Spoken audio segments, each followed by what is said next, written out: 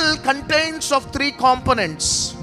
ఈ యొక్క వాక్యము 3 ఉపద్రవాలతోని ఇమిడి ఉంది. ఒకటి ప్రవచనము, ఒకటి వాగ్దానము, మూడవది దేవుని పద్ధతులు. చాలాసార్లు ప్రవచనాన్ని మనం తీసుకుంటాం, దేవుని వాగ్దానాలు తీసుకుంటాం. ఎందుకు ఈ వాగ్దానాలు, ఈ ప్రవచనాలు ఇంకా నెరవేరటం లేదు అని కొన్నిసార్లు సందేహిస్తూ ఉంటాం. కానీ దేవునికి కొన్ని పద్ధతులు ఉంటున్నాయి. అబ్రహామును దేవుడు పిలిచినాడు, కొన్ని పద్ధతులను పాటించమన్నాడు. అబ్రహాము కుటుంబం ఈ రోజు దాకా దీవించబడ్డది.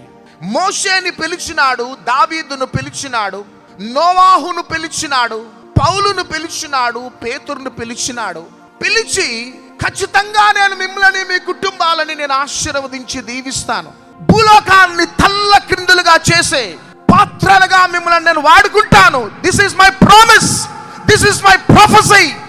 కానీ నాకంటూ కొన్ని పద్ధతులు ఉంటున్నాయి. ఆ పద్ధతులు మీరు పాటించాలి. ఆయన పక్షపాతి కాదు, పార్షాలిటీ లేదు ఆయనకి. ప్రతి బిడ్డలు దీవించబడాలి, ఆశీర్వదించబడాలి, తలగా ఉండాలి, తోకగా ఉండొద్దు. మీరు బహుగా ఫలించుట వలన నా తండ్రికి మహిమ అని యేసుక్రీస్తు ప్రభు సెలవిస్తున్నాడు.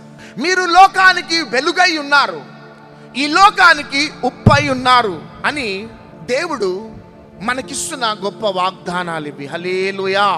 ఆ వాగ్దానాలన్నీ ప్రతి బిడ్డల జీవితాలలో నెరవేర్చాలని మనకంటే ముందుగా ఆయన ఆశతో కనిపెట్టుకొని ఉన్నాడు.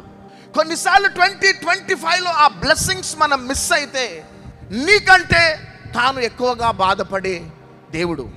సంథింగ్ ఆర్ ది అదర్, ఆ వాగ్దానాలు, ఆ దీవెనలు నీకు, నీ కుటుంబానికి ఇవ్వాలని ఏదో రకంగా నీ గృహానికి వచ్చి తట్టుతూ ఉంటాడు.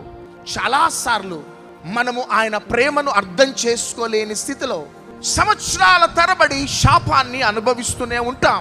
But I prophesize to somebody in the mighty name of Jesus, ఈ 2026లో ప్రతి శాపం ప్రతి కుటుంబాలలో ఆశీర్వాదకరంగా మార్చబడునుగాక, ప్రతి చేదు మధురముగా మార్చబడునుగాక, ప్రతి దుఃఖము నాట్యముగా మార్చబడునుగాక, ప్రతి చీకటి వెలుగు మయముగా మార్చబడునుగాక.